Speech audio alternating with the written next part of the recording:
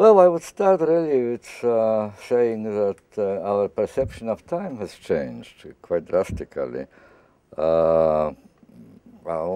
People who studied history of culture came to the conclusion a long time ago that there are two ways in which you could perceive time. One is cyclical, and that's typical of pre-modern agricultural societies. There's an annual cycle. They orient themselves according to whether they have to sow the grain or collect collect the crops, and gather food for winter and prepare again grain for sowing next spring and so on. Then came the modern era, and the perception of time changed from cyclical to linear. Time flows, and you have to run after it, and in order to produce something new, which you have the chance of producing at this particular moment. For example, you have a project of life, and for the whole of life, and this project is divided into stages, and stages are in given succession. You can change the succession. It is quite clear from the start which stage comes after which and before which one, and so on and so on. Now, what's happening today is that this very, very long story of time, which took several thousands of years at least of written history, is changing, and very drastically. I suggest that we have something like pointillist time today, pointillist, consisting of points, points which are scattered, which are diffuse, which do not necessarily arrange themselves into a meaningful pattern. Points like in pointillist paintings, you know, Seurat, Signac, Sisley.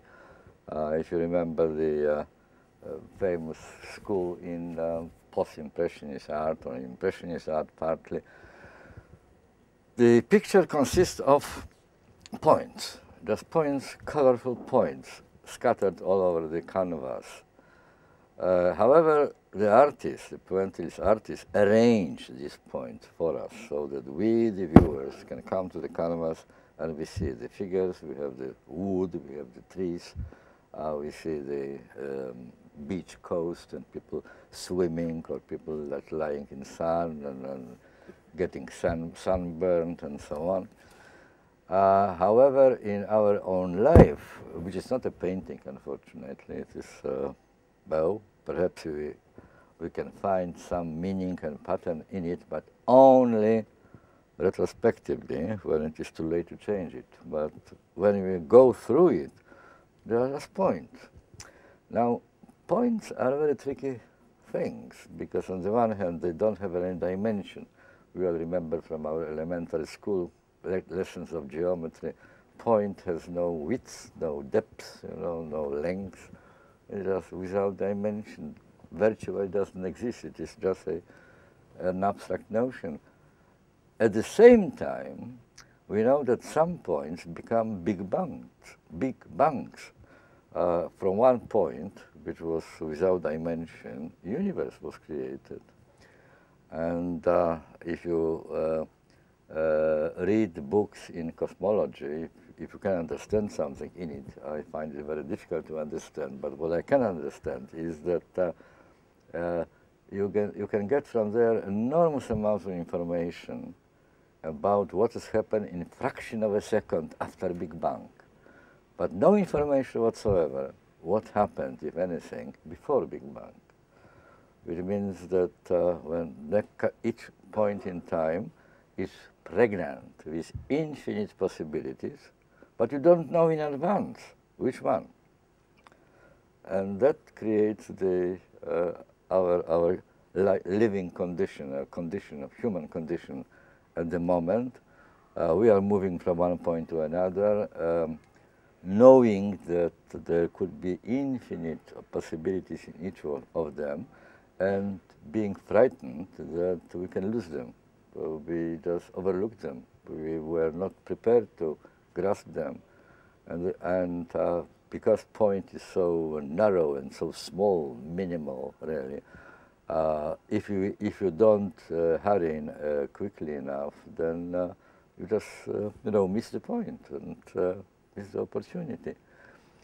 In the result, there is life divided, sliced into episodes. Each episode we are nudged, we are prompted, we are persuaded to explore, to squeeze all the opportunity which is there. But it is an episode. We know in advance that it's an episode, so it doesn't encourage thinking long ahead. Long term, under the circumstances, is not very popular, really. You are focusing your attention on something which is in advance known as temporary, as transient. Then the big question is, how can you plan your life in this sort of culture, in this sort of society? The answer is, as I already mentioned briefly, that the plan, the logic in your life is revealed to you, normally retrospectively, in the end. You can't very well plan in advance. And that already, this understanding of time, I think, is reflected in our life strategies, particularly people who enter society now, finding it already in this sort of condition.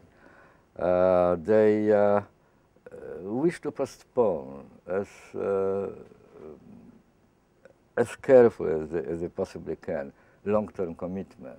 They want to live for the moment, and then we will see what will happen. For example, instead swearing loyalty to the partner till death do us part, let's come together and live together, and we will see how it works. If it doesn't work, then okay, we will go each one our own way. If it does work, okay. But with this sort of attitude, of course, the slightest conflict, the slightest friction becomes immediately the obstacle which is not worthy of your trying or your struggle. It's better to stop it, not to throw good money after bad, and try again. That brings me to the question of identity, really. I have the feeling that the word identity is inherited from a time in which it fitted very well, but it doesn't fit very well the contemporary condition, less and less at least. It's much more reasonable, I think, not to speak about identity, but about identification. Identification understood not as a finished product, but an incessable, continuous, unfinished and unfinishable process of production, reproduction, recycling. That's the fashionable word today, recycling. The job of identification is virtually never finished. Identification, as everybody knows, is not just something which is done inside human being, but identification takes place. Identity, the old-fashioned identity, also was located between the person and environment, other people. Identity meant, even the traditional identity meant not only forming certain kind of self, but also getting this self recognized by other people. Only then it became a reality. Otherwise, it was just a pure fantasy, and it could be invented in madhouse, but not necessarily in society. But the process of identification even multiplies and expands this feature of identity. It transforms the process of creating and recreating, reforming identity into an activity of a constant renegotiation of relationship not only of relationship, but also of the environment in which that relationship is negotiated. It's interesting point. It apparently doesn't connect with what I'm saying, but in fact it does very closely. That in social sciences, where I'm working for 6 years now, the essential concept which was used in order to describe society was the concept like structure, system, and all sorts of social totalities like society, nation, community. They all had something in common. They were all holding instruments. Structure meant that you are, surrounded, kept inside, not allowed to escape, not allowed to deviate. You were born, for example, in a community. That means that community already predetermined your fate to a very large extent, and predetermined the cultural patterns which you use in order to behave in society and so on. This family of concepts is much less frequently used, and slowly, imperceptibly, it disappears from the vocabulary of social sciences, replaced by new concept of network. Now, the difference between structure and network is very clear in my mind, because structure is holding apparatus, I told you. Network, however, is constituted by two different activities which go together. One is connecting, the other is disconnecting. You can as easily disconnect as you can connect. In community, it was not like that. Connecting, well, you were fixed, right? Well connected. You were born in community, you belong to this community, you were born a Frenchman, you must live your life as a Frenchman, you were born German, you must live your life as a German, and so on. In case of network, well, you make it as you go. Well, each one of us, like snail, carries its home on its back. We carry our network with us. You carry it. I saw you using a mobile telephone, and mobile telephone is an inscription of your network. You have telephone directory there, numbers, where you can send messages, and from where you receive messages, and you can call and you receive calls. And that is your network, which is under your control. You make it by adding numbers or deleting numbers, or, for example, stopping answering messages, or stopping taking the calls when you see the wrong number. You don't want to talk to them, this sort of thing. So to put it in a nutshell, I think that, well, it's not a very precise expression, but I think that if these totalities, these social groups, preceded the process of identification, they were at the beginning, and they already determined the itinerary, the trajectory of the person. Now the belonging element, the network to which you belong, appears at the end of your activity, not at the beginning. So it has been transferred, and you create and recreate and recompose your network as you go on and on and on. So which means that not only your work on your own self is unstoppable, it must go on and on and on, but also the social environment to which you relate yourself, the other side of negotiation of identity, is also changeable.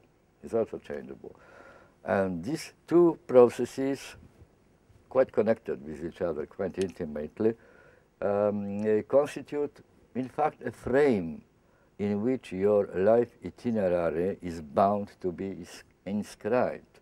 But this frame, I repeat again and again, is not given in advance. When you reach my age, hopefully you will, then probably you can look back and say, well, that was there was some logic in my life, one stage followed another. But mind you, I can swear that I had no idea when it was happening, these stages. that these are stages leading somewhere. You know, these stages simply came later, and once they already became reality, you could always read a meaning into them. But this meaning was not part of the motivation. It was not present in the moment of acting. It only appeared later on, in the moment of perfection. So it is a self-reflective activity, this identification, but the interpretation of it, the meaning of it, which you fish out from the succession of events, becomes apparent, clear to you only in retrospect. Well, there was a modern thinker, very, very powerful philosopher, a Krakower, wonder whether you heard about him, somehow unduly forgotten, also belonged partly to Frankfurt School, but somehow Adorno is better known, Benjamin is better known than Krakower. He analyzed the story of search of lost time by Proust, and anticipated, he wrote it in 1930s, before this fast-running, flexible, liquid world started. He already anticipated that we will be more or less, all of us, in the position of Proust.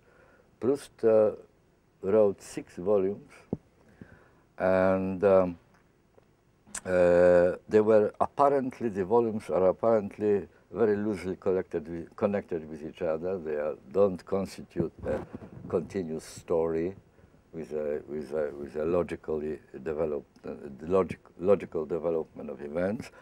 Only at the very end, he suddenly realizes that all these various events in his life were just a meaningful preparation for the last act. And the last act was that Proust, at the end of his life, because he didn't live long, as you know, became a writer.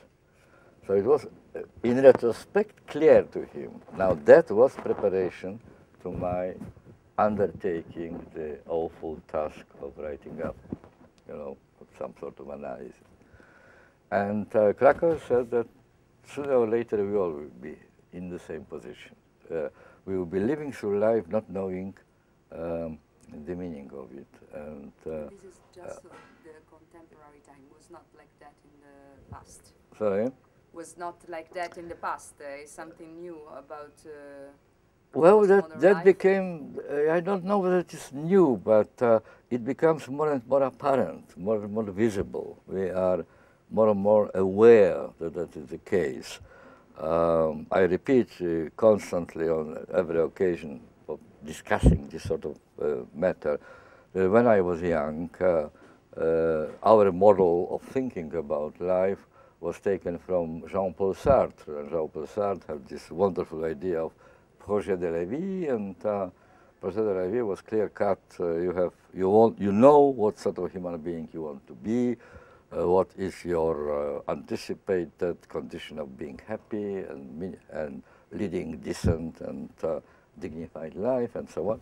Once you have selected that, all the rest was clear, because to every kind of life there was inventory of duties, what you have to do in order to be like that. You know, so you knew what you should develop in yourself and what you should learn. How should you behave, in what company you should spend your time, what company you should avoid in order not to spoil your way forward, and so on, and so on. So planning for life. I'm afraid if you ask young people what are their plans for life, they would probably laugh or they raise their eyes. What are you talking about for life? I'm planning for the next summer, or that's already very nice. And when they complete their secondary education, they postpone taking commitment to a particular kind of skill, because you don't know, this skill may be very popular today on the market, and tomorrow new skills will be required, and you should forget everything which you learned, and so on. So let's leave our options open. just in case, the more commitment you take, the more restricted you will be in the future, because your former commitments will be transformed from assets into liabilities. They will constrain your freedom of movement. And all these factors, which I'm just in a very inorderly fashion discussing at the moment, they contribute to the same effect. The avoidance of being fixed, avoidance of being overdetermined. The normal habitat, the normal element in which people feel relatively safe is the habitat of under-definition and under-determination. So a lot is still open, a lot of opportunities in front. Excuse me, but in one of your books, I think was Liquid Life, you said there are few solid people in this liquid life, but they seems not to take any action. I don't understand if you think there is a solid way to live that can fight with this system, or if your is just an observation the way it is, and there is no necessity to. Well, I agree with you. Now it's you know, we are human beings, and human beings are by nature free to choose. They are not following instinct. They are not predetermined biologically. And mind you, even in concentration camp, which was the most awful imaginable experiment in how far you can push this intention of depriving people of their free choice. Even then, even there, the guards could not achieve this effect fully, because there were always some people who refused to cooperate, and they went against the rules, against the regulation, even paying enormous price for them. So it is ultimately your choice. It is not the question that you are forced. We are not living, our society is far away from the model of concentration camp. The degree of freedom is enormously wider. And of course we can choose consistency, for example. Or Tsvetan Todorov, the Bulgarian-French philosopher, recently wrote a book in which he analyzed biographies of several people who decided, for better or worse, whatever happens, whatever the punishment, whatever the price to pay, they are serving a particular purpose. For example, they are going to be a writer in spite of the fact that they live in a society, in a system which does not reward writers who express their views, which has very strong censorships and very strong penalties for them. You are free to choose. You can choose. The only problem is that every kind of society favors and makes easier certain kind of choices, and makes more difficult and less pleasant some other choices. So the probabilities are that in our kind of society, which are called liquid modern society, majority of people will select this sort of living through pointless time rather than anything else, because for the alternatives, they are aware, well, it requires a strong will, it requires determination, it requires also self-sacrifice. And self-sacrifice is a good recipe for life for the saints. But we are not saints. I am not. I don't know about you.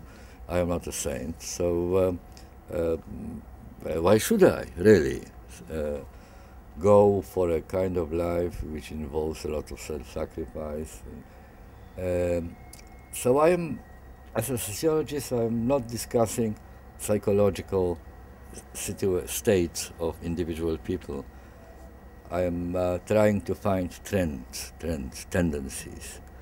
What I'm saying is that this kind of social setting in which we are now favors this kind of life of endless identification, endless identification.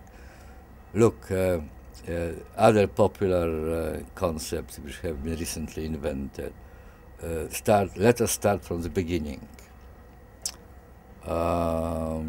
If you remember Jesus Christ Superstar, if you remember Mary Magdalene asked Jesus Christ, after everything has been done already, several years of preaching in Galilee and coming to Jerusalem, and she asked him, could we start again, please?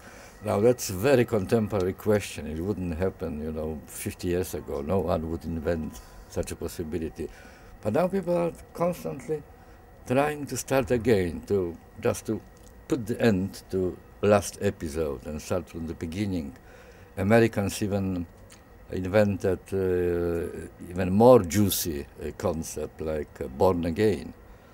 I can be born again, so you are not born once and for all, and it will have to last you until you die. No, you can be born again and again and again and again.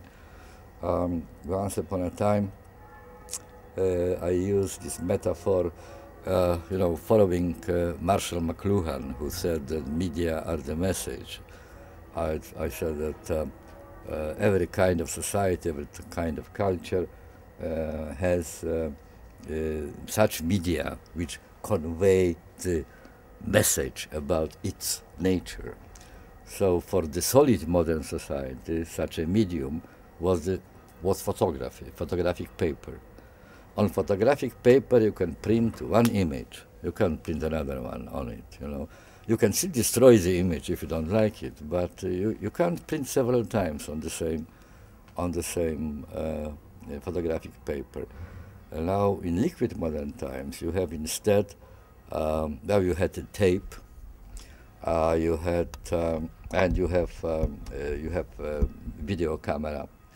Video camera is wonderful, really, because you can use it endlessly. You can record there one wedding ceremony, and then on the same record the second wedding ceremony, and the third ceremony, and the fourth ceremony. So that's exactly the kind of a medium which conveys the message about liquid society. You can start again and again and again. Dissatisfied, okay, return the commodity to the shop. Sometimes you will pay it back. Even if you are not paid back, you can always select another commodity from the shelf and then hope to be satisfied. That is the offer. That is the offer, and that is the pressure. That is the pressure because, we are exposed to the media, which are all conveying this message.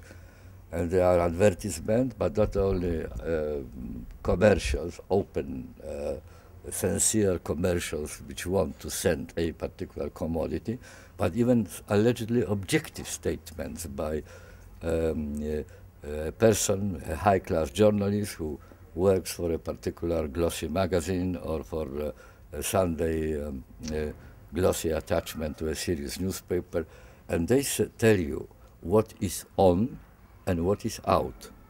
What is out? Yes, last season fashion is out. Last season dress, last season wallpaper, last season furniture, last season way in which you spend your holiday, last season habits and customs used and exercised in relations between people. So you are aware that what is on at the moment will be out tomorrow. So from all sides, you have the same message coming, that, well, this is your life and live it like that. You can say no. Of course you can say no. No one will be forcing you, won't be put to prison, you won't be sent to concentration camp.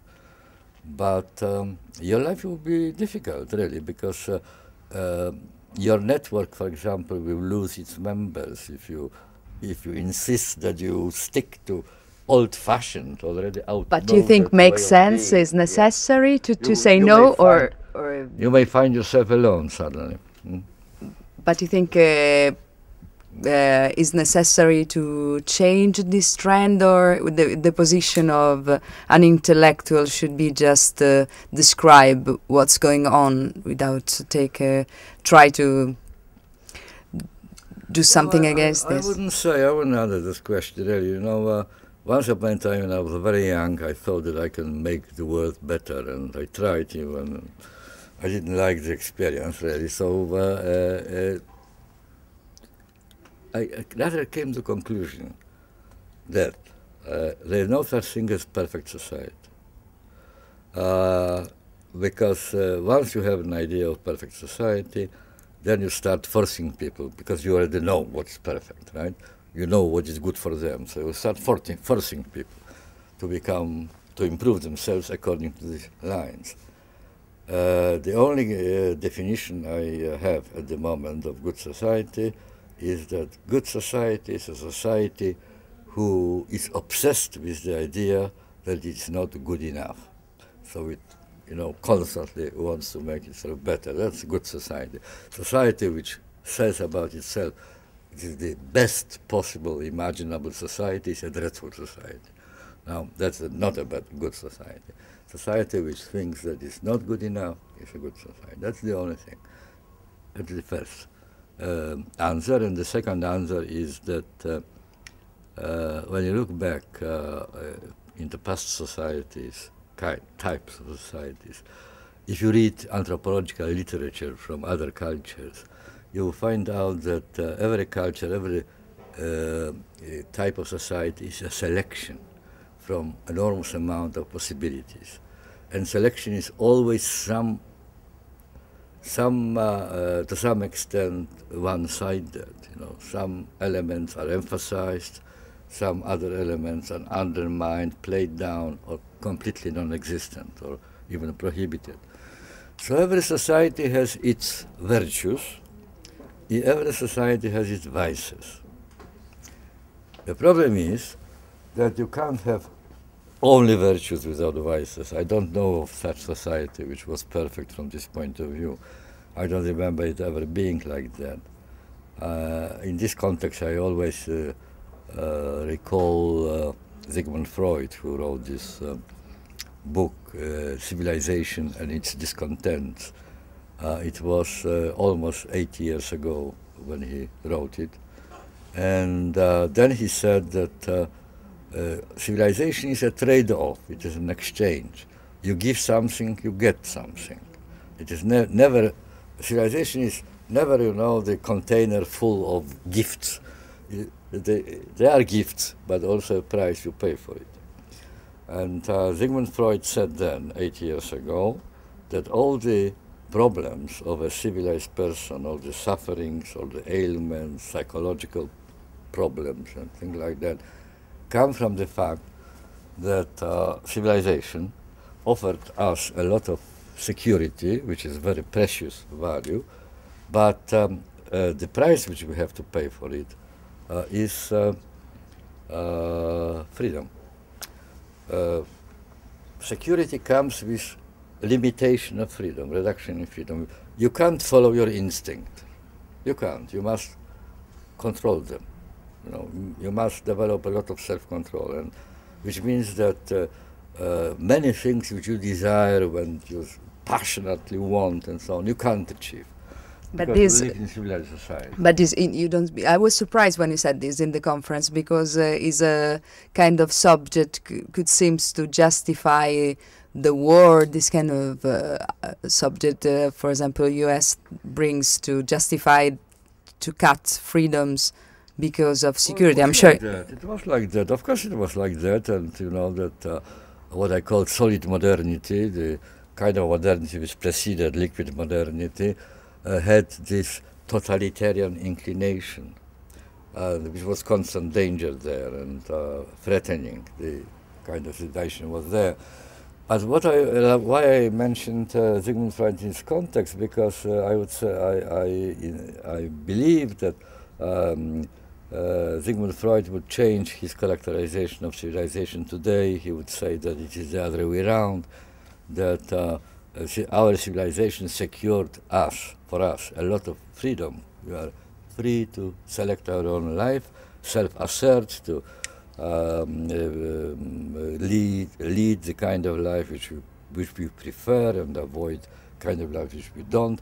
We are free to self-identify, to engage in this process of identification, but the price of that, again, is security. We feel very insecure, surrounded by risks. We very often are groping in the dark, not knowing what the consequence of our action may be, and so on and so on. Now you ask me the question, which society is better? The one which was described 8 years ago by Sigmund Freud, or the kind of society which I describe now? I have no answer. What we can do to do this society well, you would like to better? Have, only the goodies, you know, and not the baddies. And I repeat what I said before. Each kind of culture is a selection from the infinite number of possibilities, and selection is always one-sided. And therefore, you lose something and you gain something. You gain something, you lose something. The difference between cultures consists only in one thing, that what you lose in one culture, you gain in another, but when you gain that, you lose what you gained in the first one. So we are moving constantly amidst different opportunities, different possibilities. And after this 60 years of dealing in sociology, I simply can't answer the question, what are the criteria to compare the level of happiness, advantages and disadvantages of one and another culture. You can't ask, if you ask a question whether people are more happy today than their ancestors were, their grandfathers, say, 60 or 70 years ago. There's no way in which you can answer this question, because grandfathers don't experience this kind of society their grandchildren experience, and the grandchildren were never in the world in which the grandfathers lived. So how to compare the amount of happiness? I think that grandfathers had their moments of happiness, and grandchildren have. It's true, but they are different kinds of happiness. When I read the description of this problem of identity in your books, I feel that is true, and I feel it's awful, and I feel I don't want to be like that. I recognize a lot of things in my life too, and I think I don't want to be like that. Spontaneously. What I'm trying to do, I don't know. I don't believe that I'll do it successfully, but what's my obsession? I'm not a counselor, I'm not an advisor. You can hire a counselor if you want to be taught how to be happy. Then there are plenty of counselors who will be ready for remuneration to do it, but I don't feel competent to advise other people. Because there are many ways in which humans can be happy and unhappy, and what is happiness for one may be unhappiness for another. What I really am obsessed with is to delineate, to describe, to record the choices. Now, look, these are the consequences of what you have chosen. This would be the consequences of another choice. And ultimately, it is up to you to make decision, not for me. Identity, as it is described in your theoretical system, becomes a task. It is an endless task. And furthermore, it makes the individual absolute, and it puts him or her in relation with himself or herself, only at the search of the real himself and herself that obviously doesn't exist. So this self-referential kind of mistakes and detachment from reality, which are focused obsessively on himself and herself, produces some competitive individuals, but very selfish individuals who are also scared somehow. And thinking in global terms, what strength is it worth for keeping this state of things, and how could you perpetrate it, continue that with a strong precision su scala così ampia on such a wide scale? Yeah, well, I wouldn't use the term selfish, because that's a moral statement. Selfish is a moral vice. I am rather thinking not about rising sentiments of selfishness or strategies, selfish strategies. I'm thinking about self-reference and self-concern, which is rather a cognitive statement, not a moral statement, not a moral evaluation. Self-reference simply because we are all individuals by decree in our type of society. In what sense by decree individuals? Individuals by decree means that if we fail, if we suffer a defeat, the normal answer is, well, you neglected something important. It's your fault, your responsibility. No one else, you know, there is no objective conditioning of your failure. It's not the fact that you have been denied the opportunities, the skills, the resources which would enable you successful life. You have neglected something. You are ignorant, you are stupid, you are lazy, whatever. But all these causes of defeat are referred back to the individual who is suffering that defeat. And in this sense, we are simply forced to be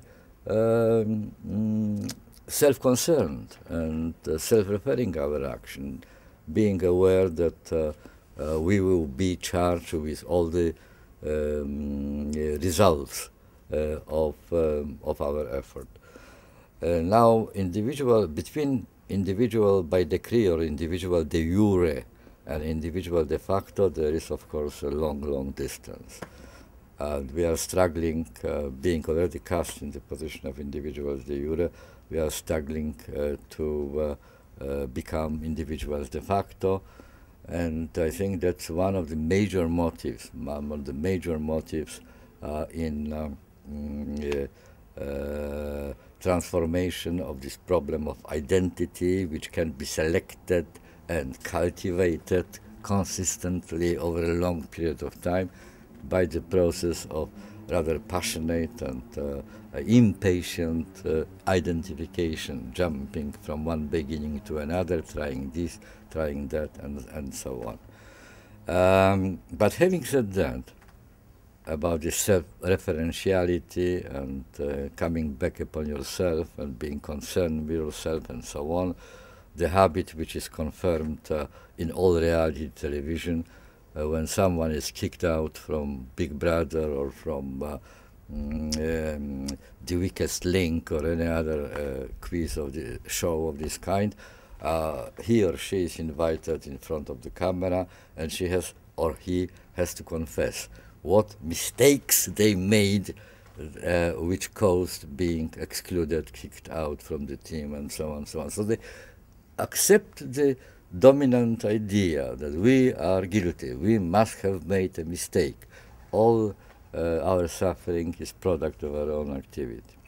Having said that, I would say that all search for, as you said, authenticity for the real self and so on is in fact a social communication, social interaction. It's all done in society. Even if you are alone in your house and locked in your private room and are thinking, your thinking takes the form of conversation. Your think is debate. You are debating with one side of yourself and another side of yourself.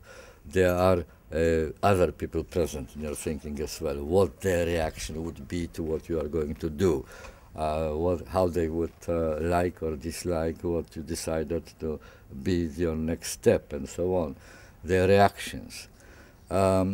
Outside this context of constant interaction, being involved, we can't understand really how the process of identification goes on. It's an illusion when people think that their identification results from something they were doing upon themselves, changing their habits, their way of behaving, their style of life, or whatever. In fact, identification is the process of interaction, as we started from, you remember, about this network which is changeable, and part of the process of identification is reforming the network, leaving one network and joining another, or changing in composition and so on. Can I make you a question about Michael Moore's Psycho? Have you seen it? If you think that the Psycho, Michael Moore, last Michael Moore movie about health system. Yes. Can I make you a question about this? Yes, you would. Okay. Yeah. What about it? I have nothing to say. Nothing which you No, don't if know. you think that make a move, for example, make a movie that is in contrast with the unique thing of the we must privatize everything, everyone must take care of itself, and make a movie giving those information and succeed to involve people, make sense or not? Can change or not? What can I answer to that? I would say that it is far from being clear whether the impact of this sort of very shattering, very shocking, very powerful statements, which go against the grain of the dominant pensée unique, as Pierre Bourdieu used to call it, that it's no way of knowing how much they will influence the course of events, because they are voices in the wilderness, in a sense. You go there, you watch them, and well, you are exposing yourself to a very pleasant seance of being criticized. There is a lot of, well, not a lot, but a modicum of masochist instinct in every one of us. So, you know, it's refreshing when you find this alternative suddenly exposed to you, which is humiliating on the other hand, because it shows that you could live differently, you could do something about it, but you don't. I can't say how much the impact will be, knowing that it is used in such terms, in such ways. One can't be sure about it. But I'm certain about one thing, that one needs to go on trying, because that's the only way in which you can increase the range of freedom of human beings, and that's the supreme value. You can only do it in one way, by exposing people to other possibilities, to other possible worlds. Once you say, this is the best possible world, then you actually foreclose, preempt quite a number of opportunities which people actually have. My beloved definition of the distinction between optimist and pessimist is that the optimist thinks that this is the best possible world, and the pessimist thinks, who knows, perhaps the optimist is right. So they both agree on the fact that other possibilities are, well, either don't exist at all or are very doubtful. And I suggest that a part of optimism and the pessimism, there's the third opportunity, third possibility, which is having hope. Janina and I were recently participating in the celebration of the jubilee of Václav Havel. Have you heard about Václav Havel? A remarkable person, because single-handedly he changed history of the whole country, and the country in question, Czechoslovakia, was one of the most sinister barracks in the communist camp. It was a very unpleasant kind of society. He changed it. Now, what did he have for changing it? What sort of resources? He didn't have aircraft carriers. He didn't have smart missiles. He didn't have parachutists. All these powerful forces which we think decide about the future of mankind, the future of shape of the world, you know, the image of the world, and so on. He didn't have anything like that. And we were thinking with Janina, what did he have? What sort of weapon he used? And then